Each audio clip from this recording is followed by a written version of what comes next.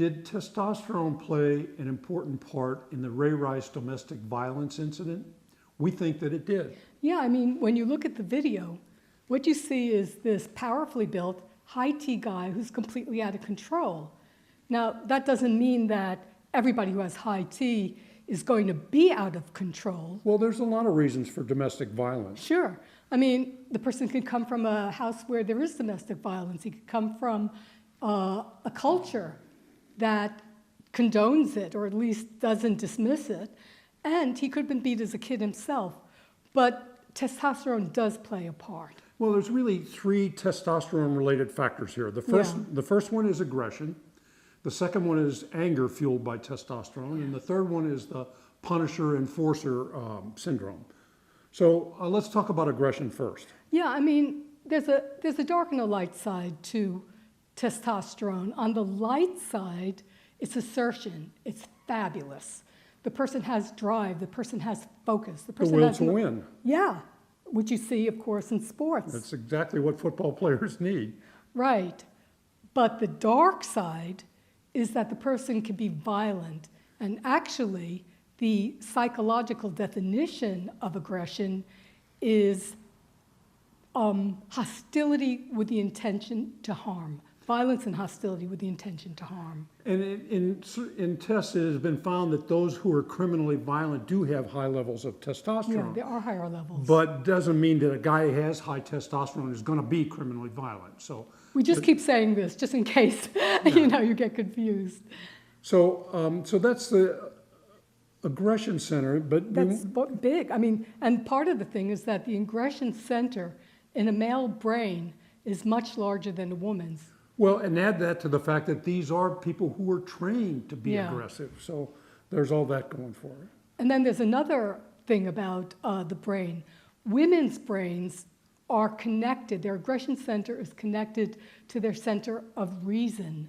And that was done because women were smaller. Women were more capable of being hurt. And also, you didn't want them flying off the handle and killing annoying children. So women have to stop and think before they start getting too aggressive. And men go immediately to fight or flight. And of course, in this case, we know it was fight.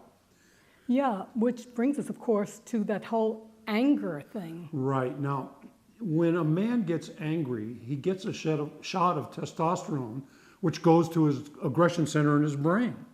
And that triggers another shot of testosterone, which goes right back up to the aggression center in his brain, which gives him still another shot of testosterone. And by this time, he's in rage and he's out of control.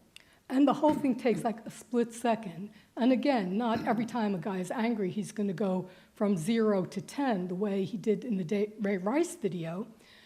But that can happen with all men. Yeah, I mean, that's where road rage comes in, Yeah. And certainly domestic violence. So the key here is that if a guy knows he has that tendency, then he can learn to stop. And there's whole anger management courses that deal with this. He can learn to stop and take a breath before it goes into that too late cycle. Also therapy. Well, and there's things that women need to know about that. Yeah, what Ray Rice's wife didn't know, and what a lot of women don't know, even in less dramatic circumstances, is that if a guy is susceptible to this kind of trigger, you really have to walk away. Even though you have so much to say, you have cortisol flowing through your brains, you want to talk about it because talking calms a woman down and handles problems, but you can't do that. You have to calm him down or walk away before he explodes, because nothing's going to be done. If the guy says stop, please, ladies, stop. Don't egg him on, because that's when he goes over the edge. And that doesn't mean you don't resolve the issue. Yeah, you have to resolve the issue. Of course. But what that means is that you resolve the issue when you're both in a much less perturbed state. And by trying to resolve the issue when he's enraged, you're not going to solve anything anyhow, unless it's violence. So yeah, what we do and what we tell our clients to do is to set a time. So you could say, okay, we're going to talk about this tomorrow. So you're both ready, and you're both ready to handle it. And if you can't handle it together, you do have to go to couples counseling, because you can't let anger destroy a relationship. And particularly, my God, if it's domestic violence. The third factor that we want to talk about is the enforcer punishment syndrome. Yeah, which is really wild.